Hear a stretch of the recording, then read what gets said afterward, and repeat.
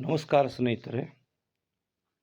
ಇಂದು ನಾವು ರಾಬಿನ್ ಶರ್ಮಾ ಅವರು ಬರೆದಿರುವ ದ 5 AM ಕ್ಲಬ್ ಕನ್ನಡದ ಪುಸ್ತಕದ ಸಾರಾಂಶವನ್ನು ನಾವು ಇಲ್ಲಿ ತಿಳಿದುಕೊಳ್ಳೋಣ. ನಾವು 100ರಲ್ಲಿ 10% ಜನ ನಾವು ಬೆಳಗ್ಗೆ ಏಳಬೇಕೆಂದು ಅಲಾರಾಮ್ ಇಟ್ಟುಕೊಂಡು ಮಲಗುತ್ತಾರೆ. ಆದರೆ ಆ ಗಡಿಯಾರದ ಅಲಾರಾಮ್ ರಿಂಗ್ ಆಗ್ತಾ ಇದ್ದರೂ ಸಹ ಅವರು ಆ ರಿಂಗನ್ನು ಆಫ್ ಮಾಡಿ ಮತ್ತೆ ಮಲಗುತ್ತಾರೆ. ಆದರೆ ಈ ಪುಸ್ತಕವು ನಮಗೆ ಹೇಳುವ ಹಾಗೆ ಮುಂಜಾನೆಯ 5 ಗಂಟೆಯ ಒಂದು ಸಂಘ ಎಂಬುದಾಗಿ. ರಾಬಿನ್ ಶರ್ಮಾ ಅವರು ಈ ಪುಸ್ತಕದಲ್ಲಿ ಮುಂಜಾನೆಯ ಸೊಬಗನ್ನು, ಹಕ್ಕಿಯ ಕಲರವವನ್ನು ಮತ್ತು ಈ ಒಂದು ಸುಂದರವಾದ ನಸುಕಿನ ಒಂದು ಅದ್ಭುತವಾಗಿರ್ತಕ್ಕಂಥ ಸಮಯದಲ್ಲಿ ಶ್ರೇಷ್ಠ ದೊಡ್ಡ ದೊಡ್ಡ ಮೇಧಾವಿ ಜ್ಞಾನಿಗಳು ಅವರು ಆ ಸಮಯವನ್ನು ತಮ್ಮ ಜೀವಿತದ ಜಯದ ಜೀವಿತದ ಸಮಯವೆಂದು ತಿಳಿದು ದಿನಾಲೂ ಆ ಒಂದು ಸಮಯವನ್ನು ಅಚೀವ್ಮೆಂಟ್ ಮಾಡಲು, ಗುರಿ ಸಾಧಿಸಲು, ಟಾರ್ಗೆಟ್ ಮಾಡಲು ಹೆಸರಾಂತ ಶ್ರೇಷ್ಠ ವ್ಯಕ್ತಿಗಳು ಈ ಸಮಯವನ್ನು ಅವರು ಉಪಯೋಗ ಮಾಡಿಕೊಳ್ಳುತ್ತಾರೆ. ಉದಾಹರಣೆಗಾಗಿ ಜಾನ್ಸನ್ ರಿಚರ್ಡ್ ಹಾಗೂ ಅಮೆರಿಕದ ಮಾಜಿ ಪ್ರೆಸಿಡೆಂಟ್ ಬಾರಕ್ ಒಬಾಮಾ ಅವರು ಸಹ ಈ ಬೆಳಗಿನ ಜಾವದ ಹ್ಯಾಬಿಟನ್ನು ಫೋಕಸ್ ಆಗಿ ಮಾಡಿ ಈ ಒಂದು ಸಮಯವನ್ನು ಬಹು ಉಪಯೋಗವೆಂದು ತಿಳಿದು ಈ ಸಮಯವನ್ನು ಸಾಧಿಸಲು, ಸಾಧನೆ ಮಾಡಲು ಸಾಧಕರು ಉಪಯೋಗ ಮಾಡಿಕೊಳ್ಳುತ್ತಾರೆ. ಆದರೆ ಈ ಒಂದು ಸಮಯವನ್ನು ಲೇಖಕರು ಒಂದು ಫಾರ್ಮುಲಾವಾಗಿ ಉಪಯೋಗ ಮಾಡಿಕೊಳ್ಳುತ್ತಾರೆ. ಆ ಫಾರ್ಮುಲಾ ಅಂದರೆ 20-20-20. ಮುಂಜಾನೆಯ 5 ಗಂಟೆಯಿಂದ 6 ಗಂಟೆಯವರೆಗೆ ಈ ಸಮಯವನ್ನು ಫೇಮಸ್ ಮಾರ್ನಿಂಗ್ ರೂಟೀನ್ ಟೈಮ್ ಎಂಬುದಾಗಿ ರಾಬಿನ್ ಶರ್ಮಾ ಅವರು ಹೇಳುತ್ತಾರೆ. ಒಬ್ಬ ಮನುಷ್ಯನು ಸಾಧಿಸಲು, ಸಾಧನೆ ಮಾಡಬೇಕಾದರೆ ಅವನು ಈ ಫಾರ್ಮುಲಾವನ್ನು, ಈ ಸೂತ್ರವನ್ನು, ಪರಿಣಾಮಕಾರಿಯಾಗಿರ್ತಕ್ಕಂಥ ಸೂತ್ರವನ್ನು ಅವನು ತಿಳಿದಿರಬೇಕೆಂಬುದಾಗಿ ಈ ಒಂದು ಪುಸ್ತಕದ ಸಾರಾಂಶದಲ್ಲಿ ನಾವು ತಿಳಿದುಕೊಳ್ಳುತ್ತೇವೆ. ಅನೇಕರು ಸಾಧಿಸಲು, ಸಾಧನೆ ಮಾಡಲು ಮನಸ್ಸು ಮಾಡ್ತಾರೆ. ಆದರೆ ಅವರಲ್ಲಿ ಕ್ರಿಯೆ ಇಲ್ಲದ ಕಾರಣ ಅವರು ಸಾಧಿಸಲು ಹೋಗುವ ಮುನ್ನವೇ ಸೋತು ಹೋಗುತ್ತಾರೆ. ಇಲ್ಲಿ ನೋಡುವಾಗ ಈ 20-20 ಫಾರ್ಮುಲಾ ಅಂದ್ರೇನು ಎಂಬುದಾಗಿ ತಿಳಿದುಕೊಳ್ಳುವಾಗ ಬೆಳಗಿನ ಒಂದು ಸರಿಯಾದ ಸಮಯ 5 ಗಂಟೆಯಿಂದ 6 ಗಂಟೆವರೆಗೆ ಸ್ಪೆಷಲ್ ರೂಟೀನ್ ಟೈಮ್ ಅಂತಕ್ಕಂಥದ್ದು. ಇಲ್ಲಿ ನಾವು ಈ ವಿಕ್ಟೋರಿ ಅವರನ್ನು ಎಂದು ತಿಳಿದು ಈ ಸಮಯವನ್ನು 3 ವಿಭಾಗಗಳಾಗಿ ವಿಂಗಡಿಸಿದ್ದಾರೆ. ಅಂದರೆ 5ರಿಂದ 5:20ರವರೆಗೆ ಒಬ್ಬ ಮನುಷ್ಯನು ತನ್ನ ಜೀವಿತದಲ್ಲಿ ಮೊದಲನೇದಾಗಿ ಯೋಗ, ವ್ಯಾಯಾಮ, ಎಕ್ಸಸೈಸ್ ಬೆವರು ಬರುವಂತೆ ಮಾಡಬೇಕು ಎಂಬುದಾಗಿ ಕವಿಯಲ್ಲಿ ಹೇಳ್ತಾರೆ. ಇಲ್ಲಿ ನೋಡುವಾಗ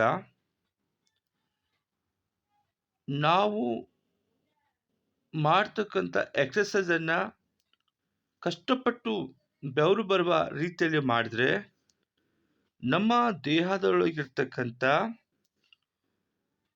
BDNF ಅಂತಕ್ಕಂಥ ಕೆಮಿಕಲ್ ಅನ್ನ ರಿಲೀಸ್ ಆಗ್ತದೆ ಎಂಬುದಾಗಿ. BDNF ಕೆಮಿಕಲ್ ಅಂದ್ರೆ ಏನು ಅಂದ್ರೆ ಬ್ರೈನ್ ಡಿವೈಡೆಡ್ ನ್ಯೂರೋಟ್ರೋಫಿಕ್ ಫ್ಯಾಕ್ಟರ್ ಅಂತಕ್ಕಂಥ ಈ ಕೆಮಿಕಲ್ ನಮ್ಮ ಮೆದುಳಿನಲ್ಲಿ ಉತ್ಪತ್ತಿಯಾಗಿ ನಮಗೆ ಆಯಾಸವನ್ನ ಕಡಿಮೆ ಮಾಡುತ್ತದೆ ಎಂಬುದಾಗಿ. ನಮ್ಮ ಮೆದುಳಿನಲ್ಲಿರುವ ಎಲ್ಲಾ ನರಗಳನ್ನು ಆಕ್ಟಿವ್ ಆಗಿ ಮಾಡಿ ಮತ್ತು ನಮ್ಮನ್ನ ಬಲಗೊಳಿಸುವಂತೆ ಆಕ್ಟಿವ್ ಆಗಿರಲು ಸಹಾಯ ಮಾಡುತ್ತದೆ ಎಂಬುದಾಗಿ. ಈ ಒಂದು ಸಮಯ 5ರಿಂದ 5:20ರವರೆಗೆ ಈ ಒಂದು ಸಮಯವನ್ನು ನಾವು ಎಕ್ಸರ್ಸೈಸ್ಗಾಗಿ ಉಪಯೋಗ ಮಾಡಿಕೊಳ್ಳಬೇಕು. ಇನ್ನುಳಿದಿರ್ತಕ್ಕಂಥ 5:20ರಿಂದ 5:40ರವರೆಗೆ ನಾವು ನಮಗಿರ್ತಕ್ಕಂಥ ಆಂಬಿನೇಷನ್ ಅನ್ನ, ಅಚೀವ್ಮೆಂಟ್ ಅನ್ನ, ಆ ಗುರಿಯನ್ನ, ಆ ಗೋಲ್ ಅನ್ನ ಟಾರ್ಗೆಟ್ ಮಾಡಲು ನಾವಿಲ್ಲಿ ರಿವ್ಯೂ ಮಾಡಬೇಕೆಂಬುದಾಗಿ. ನಾವು ಮಾಡ್ತಕ್ಕಂಥ ಗುರಿಯ ಮೇಲೆ ನಾವು ಫೋಕಸ್ ಮಾಡಬೇಕು. ಈ 20 ನಿಮಿಷ ನಮ್ಮ ಸಾಧನೆಯ ಒಂದು ಸಮಯವಾಗಿರುತ್ತದೆ. ಸಾಧಿಸಲು ಈಗಾಗಲೇ ನಾವು ಮೈಂಡ್ ಸೆಟ್ ಅನ್ನ ಆಕ್ಟಿವ್ ಮಾಡಿಕೊಂಡಿದ್ದೇವೆ ಎಕ್ಸರ್ಸೈಸ್ ಮಾಡಿ. ಇವಾಗ ನಾವು ನಮ್ಮ ಬಾಡಿಯನ್ನ, ನಮಗಿರ್ತಕ್ಕಂಥ ಮೆದುಳನ್ನ ನಾವು ಮಾಡಬೇಕಾಗಿರ್ತಕ್ಕಂಥ ಗುರಿಯ ಬಗ್ಗೆ ಇಲ್ಲಿ ನಾವು ರಿವ್ಯೂ ಮಾಡಬೇಕು, ಅದ್ರ ಬಗ್ಗೆ ವಿಚಾರ ಮಾಡಬೇಕು. ಈ 5:20ರಿಂದ 5:40ರವರೆಗೆ ಇಲ್ಲಿ ನೋಡುವಾಗ ಒಬ್ಬ ಮನುಷ್ಯನು ತನ್ನ ಗುರಿ ಸಾಧಿಸಬೇಕಾದರೆ ಅವನು ನಿರ್ಧಾರ ತೆಗೆದುಕೊಳ್ಳಬೇಕು. ನಾವು ಈ ಸಮಯದಲ್ಲಿ ಧ್ಯಾನ ಮಾಡಬಹುದು, ನಾವು ಏನು ಮಾಡಬೇಕೆಂಬುದಾಗಿ ನಮಗೆ ಗೋಚರವಾಗುತ್ತದೆ. ಯಾಕಂದ್ರೆ ಶಾಂತವಾಗಿರ್ತಕ್ಕಂಥ ಸಮಯ, ಪ್ರಶಾಂತವಾಗಿರ್ತಕ್ಕಂಥ ಒಂದು ಗಳಿಗೆ, ಆ ಒಂದು ಗಳಿಗೆಯಲ್ಲಿ ನಾವು ಏನು ಮಾಡಬೇಕೆನ್ನುವುದಾಗಿ ನಮ್ಮ ಮುಂದಿರ್ತಕ್ಕಂಥ ಒಂದು ಗುರಿಯ ಬಗ್ಗೆ ನಮಗೆ ಗೋಚರವಾಗುತ್ತದೆ ಎಂಬುದಾಗಿ. ಇನ್ನುಳಿದಿರ್ತಕ್ಕಂಥ ಸಮಯ ಅಂದ್ರೆ 5:40ರಿಂದ 6ರವರೆಗೆ ಈ ಒಂದು 20 ನಿಮಿಷವನ್ನ ನಾವು ಜ್ಞಾನ ಸಂಪಾದನೆ ಮಾಡಲು ಮತ್ತು ನಮ್ಮ ಮನಸ್ಸನ್ನ ಪ್ರಚೋದನೆಗೊಳಿಸ್ತಕ್ಕಂಥ, ನಮ್ಮ ಮನಸ್ಸಿನ ಮೇಲೆ ಪರಿಣಾಮ ಬೀರುವ ಮೋಟಿವೇಶನ್ ಅಂತಕ್ಕಂಥ ಆಡಿಯೋವನ್ನ ಅಥವಾ ಪುಸ್ತಕವನ್ನ ನಾವು ಇಲ್ಲಿ ಓದಬಹುದು ಎಂಬುದಾಗಿ ಲೇಖಕರು ಇಲ್ಲಿ ಹೇಳುತ್ತಾರೆ. ಈ ಒಂದು ಫಾರ್ಮುಲಾವನ್ನ ನಾವು ಕ್ರಮದಿಂದ ಚಾಚೂ ತಪ್ಪದೆ ನಾವು 1 ವರ್ಷದವರೆಗೆ ನಾವು ಮಾಡಿದರೆ 20+20+20 ಈ ನಾವು ಮಾಡುವುದಾದರೆ ಇಲ್ಲಿ 122 ಗಂಟೆ 122 ಗಂಟೆ 122 ಗಂಟೆ ನಾವು ವಿಭಾಗ ಮಾಡಿ ನೋಡಿದ್ರೆ ನಮ್ಮ ಸಾಧನೆ ಒಂದು ಶಿಖರವನ್ನು ನಾವು ಏರಬಹುದು. ಯಾಕಂದ್ರೆ ಒಬ್ಬ ಮನುಷ್ಯನಿಗೆ ಒಂದು ರೂಢಿ ಆಗಬೇಕಾದ್ರೆ ಅವನು ಮನಸ್ಸಿಟ್ಟು ತನ್ನ ಕಾರ್ಯ ಪ್ರಕ್ರಿಯೆಯನ್ನ ಮಾಡುವುದಾದ್ರೆ ಅವನ ಜೀವಿತಕ್ಕಿರ್ತಕ್ಕಂಥ ಯಶಸ್ಸನ್ನ ಅವನು ಮಾಡಬಹುದು ಎಂಬುದಾಗಿ. ದಿನ ಮಾಡುವುದರ ಮೂಲಕವಾಗಿ ಅವನ ವರ್ಷದ ಒಂದು ಲೆಕ್ಕಾಚಾರ ಮಾಡಿದ್ರೆ ಅವನಲ್ಲಿ 5ರಿಂದ 5:20ರವರೆಗೆ ಅದು ಒಂದು ವರ್ಷಕ್ಕೆ 122 ಗಂಟೆ ಆಗುತ್ತದೆ. ಅದೇ ರೀತಿ 5:20ರಿಂದ 5:40ವರೆಗೆ ನಾವು ಆ ಒಂದು 2ನೇ ಸ್ಟೆಪ್‌ದಲ್ಲಿ ಮಾಡುವುದಾದರೆ ಅದು ಸಹ 122 ಗಂಟೆಗಳಾಗ್ತವೆ. ಹೀಗೆ ಮಾಡೋದ್ರ ಮೂಲಕವಾಗಿ ನಾವು ಸಾಧನೆ ಶಿಖರವನ್ನ ಹತ್ತಬಹುದು. ಇಲ್ಲಿ ನೋಡುವಾಗ 2ನೇದಾಗಿ ನೋಡ್ತಾ ಇದ್ದೇವೆ twin cycle of elite performance ಎಂಬುದಾಗಿ. ಇಲ್ಲಿ ನೋಡುವಾಗ ಮನುಷ್ಯನು ಕಾಯಕ ಯೋಗಿ ಆಗಿದ್ದಾನೆ. ಮುಂಜಾನೆಯಿಂದ ರಾತ್ರಿವರೆಗೂ ನಿರಂತರವಾದ ಕೆಲಸ ಮಾಡ್ತಿದ್ದಾನೆ. ಮನುಷ್ಯರು ಅನ್ಕೊಳ್ತಾರೆ, ನಾವು ಕೆಲಸ ಮಾಡಿದ್ರೆ, ನಾವು ಓದುವುದಾದರೆ, ನಾವು ಮಾಡ್ತಕ್ಕಂಥ ಕೆಲಸವನ್ನ ಮಾಡಿದ್ರೆ ನಮಗೆ ಜಯ ಸಿಗುತ್ತದೆ ಎಂಬುದಾಗಿ. ಆದರೆ ಲೇಖಕರು ಈ ರೀತಿಯಾಗಿ ಹೇಳುತ್ತಾರೆ, ಕೆಲಸ ಮಾಡಿದ್ರೆ ಆ ಕೆಲಸದ ಒಂದು ಕುರಿತು ನಮಗೆ ಬರಬೇಕಾಗಿರ್ತಕ್ಕಂಥ ಫಲಿತಾಂಶ ನಮಗೆ ಬರುತ್ತದೆ. ಅದು ನಿಜ. ಆದರೆ ನಾವು ಮಾಡ್ತಕ್ಕಂಥ ಕೆಲಸವನ್ನ ನಾವೆಷ್ಟು ಕೆಲಸ ಮಾಡ್ತೇವೋ ಅದಕ್ಕೆ ತಕ್ಕಂತೆ ನಮಗೂ ವಿಶ್ರಾಂತಿ ಬೇಕೆಂಬುದಾಗಿ. ಆದ್ದರಿಂದ ಬರೀ ಕೆಲಸ ಕೆಲಸ ಕೆಲಸ ಅನ್ನುವುದಕ್ಕಿಂತಲೂ ನಮ್ಮ ಮನಸ್ಸಿಗೂ ದೇಹಕ್ಕೂ ವಿಶ್ರಾಂತಿ ಕೊಡಬೇಕೆಂಬುದಾಗಿ. ಒಂದು ಉದಾಹರಣೆಯಾಗಿ ಇಲ್ಲಿ ಲೇಖಕರು ಈ ರೀತಿ ಹೇಳುತ್ತಾರೆ, ಒಬ್ಬ ರೈತನು, ಒಬ್ಬ ಕೃಷಿಕ ತಾನು ಮಾಡ್ತಕ್ಕಂಥ ವ್ಯವಸಾಯದಲ್ಲಿ ಭೂಮಿಯನ್ನು ಹಸನು ಮಾಡಿ ಆ ಭೂಮಿಯನ್ನ ಬಿತ್ತನೆಗೆ ಸಿದ್ಧ ಮಾಡಿ ಬಿತ್ತನೆವಾದ ಬಳಿಕ ಅವನು ಫಸಲನ್ನ ಕಾಣುತ್ತಾನೆ. ಇಲ್ಲಿ ಭೂಮಿಗಿರ್ತಕ್ಕಂಥ ಎಲ್ಲಾ ರೀತಿಯ ಒಂದು ಕಳೆಯನ್ನ ಕೀಳನ್ನ ಎಲ್ಲ ತೆಗೆದು ಹಸನು ಮಾಡ್ತಾನೆ. ಬಿತ್ತುವುದಕ್ಕಿಂತ ಮುಂಚೆ ಹೊಲ ಉಳುತ್ತಾನೆ. ಹೊಲದಲ್ಲಿರ್ತಕ್ಕಂಥದ್ದೆಲ್ಲವನ್ನ ಆ ಸಮಯದಲ್ಲಿ ಅವನು ಬಹಳ ಕಷ್ಟಪಡುತ್ತಾನೆ. ಒಂದು ಗಳಿಗೆ ಆದರೂ ಕೂತ್ಕೊಳ್ಳದೆ ಅವನು ಆ ಹೊಲದಲ್ಲಿ ಎಲ್ಲಾ ಕೆಲಸವನ್ನ ಒಬ್ಬನೇ ಅವನು ಕೆಲಸ ಮಾಡುತ್ತಾನೆ. ಆದರೆ ಒಂದು ಸಮಯ ಬರ್ತದೆ, ಆ ಸಮಯದಲ್ಲಿ ಅವನು ಬೆಳೆಯನ್ನ ಬೆಳೆದ ಮೇಲೆ ಎಲ್ಲ ಬೆಳೆಯನ್ನ ನೋಡುತ್ತಾ ಸುಖವಾಗಿ ವಿಶ್ರಾಂತಿ ಪಡ್ಕೊಳ್ತಾನೆ. ಇಲ್ಲಿ ನಾನು ಏನು ಹೇಳಬೇಕೆನ್ನು ಅಂತ ಇದ್ದೇನೆಂದ್ರೆ, ಇಲ್ಲಿ ಪ್ರಪ್ರಥಮವಾಗಿ ರೈತನು ತನ್ನ ಹೊಲದಲ್ಲಿ ಕಷ್ಟಪಡುತ್ತಾನೆ.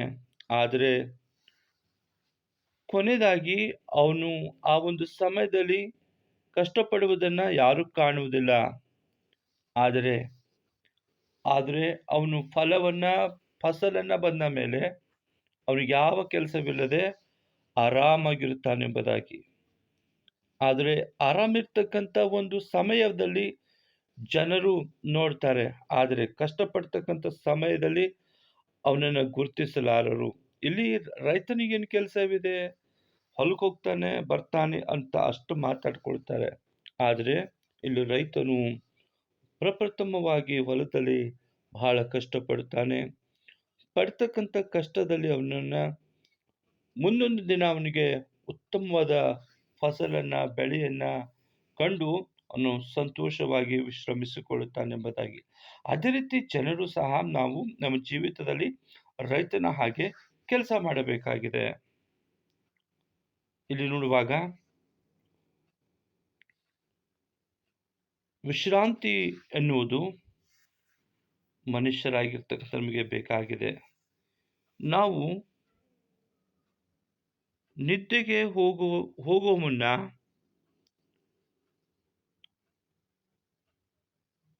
ನಾವು ನಮ್ಮಲ್ಲಿರ್ತಕ್ಕಂಥ ಎಲ್ಲ ರೀತಿಯ ಒಂದು ಟಿವಿ, ಮೊಬೈಲ್, ಲ್ಯಾಪ್ಟಾಪ್, ಎಲ್ಲ ಎಲೆಕ್ಟ್ರಾನಿಕ್ಸ್ ಅಂದರೆ ನಾವು ನಿದ್ರೆಗೆ ಹೋಗುವ ಮುನ್ನ ಮಲಗೋದಕ್ಕಿಂತ ಮುಂಚೆ ಎಲ್ಲವನ್ನ ನಾವು ಆಫ್ ಮಾಡಬೇಕಾಗಿದೆ. ಯಾಕಂದರೆ ಇಂದಿನ ಈ ಒಂದು ಫಾಸ್ಟಾಗಿ ಬೆಳೀತಕ್ಕಂಥ ಈ ಜನ್ರೇಷನ್ನಲ್ಲಿ ಜನ ಮೊಬೈಲಿನಲ್ಲಿ, ಲ್ಯಾಪ್ಟಾಪ್ನಲ್ಲಿ, ಮಾನಿಟರ್ನಲ್ಲಿ, ಟಿವಿಯಲ್ಲಿ ಅಡಲ್ಟ್ ಆಗಿಬಿಟ್ಟಿದ್ದಾನೆ. ಇಲ್ಲಿ ನೋಡುವಾಗ ಮಧ್ಯರಾತ್ರಿವರೆಗೂ ಮೊಬೈಲ್ ನೋಡುತ್ತಾ, ಲ್ಯಾಪ್ಟಾಪ್ನಲ್ಲಿ ಕೆಲಸ ಮಾಡುತ್ತಾ, ಶರೀರಕ್ಕೆ ವಿಶ್ರಾಂತಿ ಕೊಡದೆ ಸಮಯವನ್ನ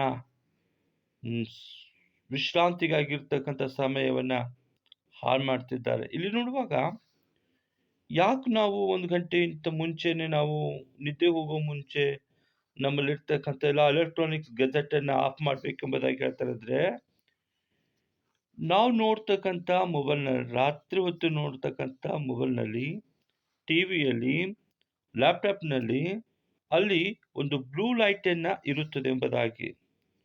ಆ ಬ್ಲೂ ಲೈಟನ್ನು ಇದು ನಮಗೆ ನಿದ್ದೆ ಬಾರದ ಹಾಗೆ ಮಾಡುತ್ತದೆ. ಇಲ್ಲವಾದರೆ ಈ ನಿದ್ದೆ ಬರುವ ಹಾಗೆ ಮಾಡುವುದರಿಂದ ನಮಗೆ ಆ ಬ್ಲೂ ಲೈಟನ್ನು ನಮ್ಮ ನಿದ್ದೆಯನ್ನು ತಪ್ಪಿಸಿ ನಮ್ಮ ಮೈಂಡಿನಲ್ಲಿರ್ತಕ್ಕಂಥ ಆ ಒಂದು ನಿದ್ರೆಯನ್ನು ಬರ್ತಕ್ಕಂಥದ್ದನ್ನು ತಡೆ ಹಿಡಿತದೆ ಎಂಬುದಾಗಿ ಇಲ್ಲಿ ನೋಡುತ್ತೇವೆ. ನಾವು ನಿದ್ದೆಗೆ ಹೋಗುವ ಮುನ್ನ ನಾವು ಮೊಬೈಲ್, ಟಿವಿ ಮತ್ತು ಲ್ಯಾಪ್ಟಾಪನ್ನು ಯೂಸ್ ಮಾಡೋದಕ್ಕಿಂತ ಒಂದು ಯಾವುದಾದರೂ ಮೋಟಿವೇಟ್ ಮಾಡ್ತಕ್ಕಂಥ ಒಳ್ಳೆ ಪುಸ್ತಕವನ್ನು ಸಹ ಓದಿರಿ ಎಂಬುದಾಗಿ ಇಲ್ಲಿ ಸಲಹೆ ನೀಡುತ್ತಾರೆ ಲೇಖಕರು. ನಾವು ನೋಡುವಾಗ ಎಲ್ಲ ರೀತಿಯಲ್ಲಿ ಮನುಷ್ಯನಿಗೆ ಮೈಂಡ್ಸೆಟ್ಟನ್ನು ರೂಪಿಸಿಕೊಳ್ಳುವುದಕ್ಕಾಗಿ ಲೇಖಕರು ದ 4 ಇನ್ವೈಟರ್ ಆಫ್ ದ ಎಂಪೈರ್ಸ್ ಎಂಬುದಾಗಿ ತುಂಬ ಸರಳವಾಗಿ 4 ಟಿಪ್ಸನ್ನು, 4 ಮೈಂಡ್ಸೆಟ್ಟನ್ನು ನಮಗೆ ಇಲ್ಲಿ ಲೇಖಕರು ಕೊಡ್ತಾ ಇದ್ದಾರೆ. ಒಂದನೇದಾಗಿ ನೋಡುವಾಗ ಮೈಂಡ್ಸೆಟ್, ಎರಡನೇದಾಗಿ ಹಾರ್ಟ್ ಸ್ಟೇಟ್, ಮೂರನೇದಾಗಿ ಹೆಲ್ತ್ ಸೆಟ್, ನಾಲ್ಕನೇದಾಗಿ ಸೋಲ್ ಸೆಟ್ ಎಂಬುದಾಗಿ ಈ 4 ವಿಭಾಗಗಳಾಗಿ ನಾವು ಯಾವುದೇ ಒಂದು ಸಾಧಿಸಬೇಕಾದ ಸಾಧನೆಯಲ್ಲಿ, ಗುರಿ, ಟಾರ್ಗೆಟ್ನಲ್ಲಿ ಈ 4 ಅಂಶಗಳನ್ನು ಗಮನದಲ್ಲಿಟ್ಟುಕೊಂಡು ನಾವು ಗುರಿ ಸಾಧಿಸಬೇಕೆಂಬುದಾಗಿ ನಾವು ನಮ್ಮ ಮನಸ್ಸನ್ನು ನಾವು ಮೋಟಿವೇಟನ್ನು ಕೇಳಿ ನಾವು ಸಹ ಮೋಟಿವೇಟ್ ಆಗ್ತೇವೆ. ಅಂದರೆ ನಮ್ಮಲ್ಲಿ ಪ್ರಚೋದನೆ ಉಂಟಾಗ್ತದೆ. ನಾವು ನೋಡ್ತಕ್ಕಂಥ ಆ ಒಂದು ವಿಡಿಯೋ ಕ್ಲಿಪ್ದಲ್ಲಿ ನಾವು ಕೇಳೋದ್ರಿಂದ ನಮಗೂ ಸಹ 25% ನಾವು ಮೋಟಿವೇಟ್ ಆಗಿ ನಾವು ಕೆಲಸ ಮಾಡ್ತೇವೆ. ಆದರೆ ನಮಗೆಲ್ಲಕ್ಕಿಂತ ಮುಖ್ಯವಾಗಿ ಹಾರ್ಟ್ ಅಂತಕ್ಕಂಥದ್ದು ನಾವು ಮಾಡುವ ವಿಚಾರ ವ್ಯವಸ್ಥೆಯನ್ನು ನಮ್ಮ ಹಾರ್ಟಿಗೆ ಒಂದು ಸಂಪರ್ಕ ಕಲ್ಪಿಸ್ತದೆ. ಇಲ್ಲಿ ಸಹ ನಾವು ಮೋಟಿವೇಟ್ ಆದರೆ ಸಾಲದು, ಆದರೆ ಈ ಹಾರ್ಟ್ ಸೆಟ್ ಅಂತಕ್ಕಂಥದ್ದು ಸಹ ನಾವು ಜಾಗೃತಿಯಿಂದ ಅದನ್ನು ಕಾಪಾಡಿಕೊಳ್ಬೇಕೆಂಬುದಾಗಿ ಇಲ್ಲಿ ಮೂರನೇದಾಗಿ ನೋಡುವಾಗ ಹೆಲ್ತ್ ಅಂದರೆ ಆರೋಗ್ಯ. ಇಲ್ಲಿ ಒಬ್ಬ ಮನುಷ್ಯನು ತಾನು ಅಂದುಕೊಂಡ ಹಾಗೆ ಎಲ್ಲವನ್ನ ಸಾಧಿಸಿ ಅವನಿಗೆ ಒಂದು ಒಳ್ಳೆ ಆರೋಗ್ಯ ಇಲ್ಲದಿದ್ದರೆ ಅವನೆಲ್ಲವನ್ನು ಕಳ್ಕೊಂಡವನಾಗಿರ್ತಾನೆ. ಯಾಕಂದ್ರೆ ಹೆಲ್ತ್ ಈಸ್ ವೆಲ್ತ್ ಅಂದರೆ ನಮಗೆ ಆರೋಗ್ಯನೇ. ಎಲ್ಲಕ್ಕಿಂತ ದೊಡ್ಡ ಭಾಗ್ಯ ಅಂದರೆ ನಾವು ಆರೋಗ್ಯವಾಗಿರ್ಬೇಕೆಂಬುದಾಗಿ ನಾವು ಮಾಡ್ತಕ್ಕಂಥ ಟಾರ್ಗೆಟ್ನಲ್ಲಿ ನಾವು ಮೋಟಿವೇಟ್ ಆಗ್ತಕ್ಕಂಥದ್ದು, ನಾವು ಮಾಡುವ ಒಂದು ಕೆಲಸದಲ್ಲಿ ನಾವು ಮೈಂಡ್ ಸೆಟ್ಟನ್ನು ಮತ್ತು ಹಾರ್ಟ್ ಸೆಟ್ಟನ್ನು ಮತ್ತೆಲ್ಲಕ್ಕಿಂತ ಮುಖ್ಯವಾಗಿ ಹೆಲ್ತ್ ಸೆಟ್ ಅನ್ನ ನಾವು ಕಾಪಾಡಿಕೊಳ್ಬೇಕೆಂಬುದಾಗಿ ಕವಿ ಇಲ್ಲಿ ಲೇಖಕರು ಹೇಳುತ್ತಾರೆ. ಸೋಲ್ ಸೆಟ್ ಅನ್ನುವುದು ಸಹ ನಮ್ಮ ಒಂದು ಆತ್ಮಕ್ಕೆ ಸಂ ಸಂಬಂಧಪಟ್ಟಂತಾಗಿದೆ. ಈ ಸೋಲ್ ಸೆಟ್ ಅನ್ನ ನಾವು ಗ್ರೋ ಮಾಡಿಕೊಳ್ಬೇಕಾದ್ರೆ, ವಿಲ್ ಪವರ್ ಅನ್ನ ನಾವು ಹೆಚ್ಚಿಸ್ಕೊಳ್ಬೇಕಾದ್ರೆ, ನಾವು ಈ ಸೋಲ್ ಸೆಟ್ಟಿನಲ್ಲಿ ನಾವು ಪ್ರಾರ್ಥನೆ ಮಾಡೋರಾಗಿರಬೇಕು, ಧ್ಯಾನ ಮಾಡೋರಾಗಿರಬೇಕು ಮತ್ತು ಮೆಡಿಟೇಷನ್ನ ಮಾಡೋರಾಗಿರಬೇಕು. ನಮ್ಮ ಆತ್ಮವನ್ನ ಬಹು ಜಾಗರೂಕತೆಯಿಂದ ಕಾಪಾಡಿಕೊಳ್ಬೇಕು. ಯಾಕಂದ್ರೆ ಈ ಆತ್ಮ ಬಲ ಅಂತಕ್ಕಂಥದ್ದು ಇರ್ತದಲ್ಲ, ಅದು ಬಹಳ ಮುಖ್ಯವಾಗಿದೆ. ಈ ಆತ್ಮಕ್ಕೆ ಬಹಳ ಒಂದು ಶಕ್ತಿ ಇದೆ ಎಂಬುದಾಗಿ ಲೇಖಕರು ಇಲ್ಲಿ ನಮ್ಮನ್ನ ಸಲಹೆ ಕೊಡುತ್ತಾರೆ. ಇಲ್ಲಿ ನೋಡುವಾಗ ಈ ಆತ್ಮವನ್ನು ನಾವು ಜೋಪಾನವಾಗಿ ಕಾಪಾಡಿಕೊಳ್ಬೇಕು. Mind set, heart set, health set ಮತ್ತು ಸೋಲ್ ಸೆಟ್ ಅಂತಕ್ಕಂಥ 4 ವಿಂಗಡಗಳನ್ನ ಇಲ್ಲಿ ಮಾಡಿದ್ದಾರೆ. ಇಲ್ಲಿ ನೋಡುವಾಗ ಮನುಷ್ಯನು ಸಾಧನೆ ಮಾಡಬೇಕಾದ್ರೆ ಅವನಿಗೂ ಒಂದು ಹ್ಯಾಬಿಟ್ ಅನ್ನ ಡಿಸ್ಟ್ರಾಕ್ಟ್ ಮಾಡಬೇಕಾದ್ರೆ, ಅವನು ಗೋಲನ್ನ ಅಚೀವ್ ಮಾಡಬೇಕಾದ್ರೆ ಅವನಿಗಿರ್ತಕ್ಕಂಥ ಡಿಸ್ಟ್ರಾಕ್ಷನ್ ಫೇಸ್ ಅನ್ನ ಅವನು ಕ್ರಾಸ್ ಮಾಡಬೇಕೆಂಬುದಾಗಿ. ಯಾವುದೇ ಒಂದು ಅಭ್ಯಾಸ ನಮಗೆ ಫಲಿತಾಂಶ ಬೇಕಾದರೆ 9 ವಾರಗಳು ನಮಗೆ ಬೇಕು ಎಂಬುದಾಗಿ. ಯಾವುದೇ ಒಂದು ನಮಗೆ ಹ್ಯಾಬಿಟ್ ಆಗಬೇಕಾದ್ರೆ, ಅಭ್ಯಾಸವಾಗಬೇಕಾದ್ರೆ, ಆ ಅಭ್ಯಾಸ ನಮಗೆ 9 ವಾರಗಳ ಕಾಲ ಬೇಕಾಗ್ತದೆ ಎಂಬುದಾಗಿ. ಇದನ್ನೇ ಲೇಖಕರು 3 ವಿಭಾಗವಾಗಿ ಮಾಡಿ ಹೇಳ್ತಾರೆ. ಒಂದನೇದಾಗಿ ಡಿಸ್ಟ್ರಾಕ್ಷನ್ ಫೇಸ್ ಎಂಬುದಾಗಿ. ಈ ಡಿಸ್ಟ್ರಾಕ್ಷನ್ ಫೇಸ್ನಲ್ಲಿ ಇಲ್ಲಿ ಎಲ್ಲಾ ಹಳೆಯ ಅಭ್ಯಾಸಗಳು ಹೋಗಲಾಡಿಸಿ ಹೊಸ ಅಭ್ಯಾಸಗಳು ಮಾಡಲು ಪ್ರಯತ್ನಿಸಬೇಕು. ಮನುಷ್ಯನು ತನ್ನ ಅಂಟ್ಕೊಂಡಿರ್ತಕ್ಕಂಥ ಹಳೆ ಒಂದು ಅಭ್ಯಾಸ, ಓಲ್ಡ್ ಹ್ಯಾಬಿಟ್ ಅದನ್ನ ರಿಮೂವ್ ಮಾಡ್ಕೊಳ್ಳಕ್ಕೆ ಅವನು ಎಫರ್ಟ್ ಮಾಡ್ಬೇಕು, ಪ್ರಯತ್ನ ಮಾಡ್ಬೇಕು, ಮನಸ್ಸು ಮಾಡ್ಬೇಕು. ಇದು ನಮ್ಮ ಎರಡನೇದಾಗಿ ನೋಡುವಾಗ, ಇದು ನಮ್ಮ ಹಂತದಲ್ಲಿರುವ ನಮ್ಮ ಮನಃಶಕ್ತಿ ಉಪಯೋಗಿಸಿ ಪದೇ ಪದೇ ಆ ಮೋಟಿವೇಟೆಡ್ ಆಗುತ್ತಿರಬೇಕಾಗುತ್ತದೆ. ಈ ಒಂದು ಫಸ್ಟ್ ಸ್ಟೇಜ್ನಲ್ಲಿ ಡಿಸ್ಟ್ರಾಕ್ಷನ್ ಫೇಸ್ನಲ್ಲಿ ನೋಡಿದ್ರ, ನಾವು ಇರ್ತಕ್ಕಂಥ ಒಂದು ಕೆಟ್ಟ ಒಂದು ಅಭ್ಯಾಸ ನಾವು ಬಿಡಬೇಕಾದ್ರೆ ಇಲ್ಲಿ ಮನಸ್ಸು ಮಾಡಬೇಕೆಂಬುದಾಗಿ. ಎರಡನೇದಾಗಿ ನೋಡುವಾಗ, ಆ ಒಂದು ಕೆಟ್ಟದಾಗಿರ್ತಕ್ಕಂಥ ಒಂದು ಅಭ್ಯಾಸವನ್ನ ಅದನ್ನ ನಮ್ಮ ಮನಸ್ಸಿಗೆ ಪುನಃ ಪುನಃ ಬರ್ತಾ ಇದ್ರೆ ಅದ್ರ ವಿರುದ್ಧವಾಗಿ ನಾವು ಮೋಟಿವೇಟ್ ಆಗ್ತಕ್ಕಂಥದ್ದು, ಅದ್ರ ವಿರುದ್ಧವಾಗಿ ನಾವು ಅನುಕೂಲ ಮತ್ತು ಪ್ರತಿಕೂಲ ಅಂತಕ್ಕಂಥ ವಿಷಯದಲ್ಲಿ ತಿಳಿದುಕೊಳ್ಳಬೇಕೆಂಬುದಾಗಿ. ಮೂರನೇದಾಗಿ ನೋಡ್ತೇವೆ, ಆಗ ಮಾತ್ರ ನಾವು ಈ 1-2 ಹಂತವನ್ನು ದಾಟಿ ಮುಂದೆ ಹೋಗಬಹುದು. ಇಲ್ಲಿ ನೋಡುವಾಗ ಇನ್ಸ್ಟಾಲೇಷನ್ ಫೇಸ್ ಎಂಬುದಾಗಿ ಎರಡನೇದಾಗಿ. ನೆಕ್ಸ್ಟ್ 3 ವೀಕ್ ಅಂತಕ್ಕಂಥದ್ದು ಸಮಯವಿರ್ತದೆ. ಇಲ್ಲಿ ನಮಗೆ ಯಾವುದೇ ರೀತಿಯ ರಿಸಲ್ಟ್ ಬರದ ಕಾರಣ ಬೇಸರ, ಕೋಪ ಬರುತ್ತದೆ. ಇಲ್ಲಿ ನೋಡುವಾಗ ಮೊದಲನೇದಾಗಿ ಕವಿಗಳು ಹೇಳುವ ಹಾಗೆ, ರೈತನು ಯಾವ ರೀತಿ ಕಷ್ಟಪಡ್ತಿದ್ದಾನೆ, ಅವನು ಸಮಯವನ್ನ ಲೆಕ್ಕಿಸದೆ ಇಲ್ಲಿ ದುಡಿತಾ ಇದ್ದಾನೆ. ಅದೇ ರೀತಿ ಇಲ್ಲಿ ಸಹ ನೋಡ್ತಿದ್ದೇವೆ, ನಾವು ಮಾಡ್ತಕ್ಕಂಥ ಒಂದು ಕೆಲಸವನ್ನ ಆದ್ರೆ ಫಲಿತಾಂಶ ಬರದ ಕಾರಣ ಇನ್ನು ಇನ್ಸ್ಟಾಲೇಷನ್ ಫೇಸ್ನಲ್ಲಿ ನೋಡ್ತೇವೆ, ಅವನು ಬೇಸರಿಕೆ ಬರ್ತದೆ ಎಂಬುದಾಗಿ. ಯಾವುದೇ ರೀತಿ ಒಂದು ಉಪಯೋಗವಾಗಿ ಅವನಿಗೆ ಕಾಣಿಸ್ತಾ ಇಲ್ಲ. ಆ ಒಂದು ಹ್ಯಾಬಿಟ್ ಅನ್ನ ಬಿಟ್ಟರೂ ಸಹ ಬಿಟ್ಟರೂ ಸಹ ಅವನಲ್ಲಿ ಯಾವುದೇ ಒಂದು ಬದಲಾವಣೆ ಬರದ ಕಾರಣ ಅವನು ಮತ್ತೆ ಹಳೆ ಒಂದು ಅಭ್ಯಾಸಕ್ಕೆ ತಿರುಗಿ ಹೋಗಬೇಕಂತ ಅವನ ಮನಸ್ಸು ಅನ್ನುತ್ತಾ ಇರ್ತದೆ.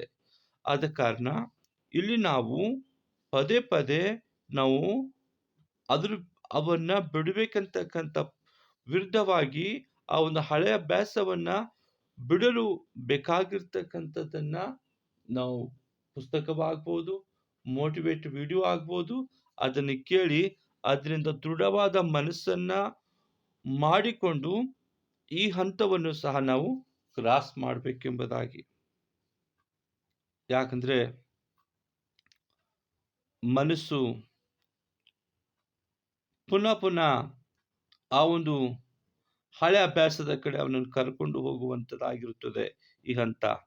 ಆದ ಕಾರಣ ಈ ಹಂತದಲ್ಲಿ ನಾವು ದೃಢವಾದ ಮನಶಕ್ತಿಯಿಂದ ಒಂದೇ ಮನಸ್ಸಿನಿಂದ ಈ ಒಂದು ಹಂತವನ್ನು ನಾವು ದಾಟಿ ಮುಂದಿನ ಹಂತಕ್ಕೆ ಬರಬೇಕೆಂಬುದಾಗಿ. ಕೊನೆಯ ಒಂದು ಹಂತ ನೋಡುವಾಗ ಇನ್ನರಗೇಷನ್ ಫೇಸ್ ಎಂಬುದಾಗಿ.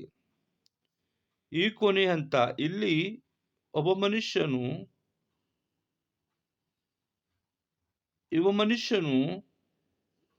ಈ 3 ವೀಕನ್ನ ಈ 3 ವಾರವನ್ನ ದಾಟಿದ ಮೇಲೆ ಅವನು ಇಲ್ಲಿ ಹೊಸ ಅಭ್ಯಾಸಗಳನ್ನು ಈಸಿಯಾಗಿ ಅವನು ಫಾಲೋ ಮಾಡ್ತಕ್ಕಂಥವನಾಗಿದ್ದಾನೆ.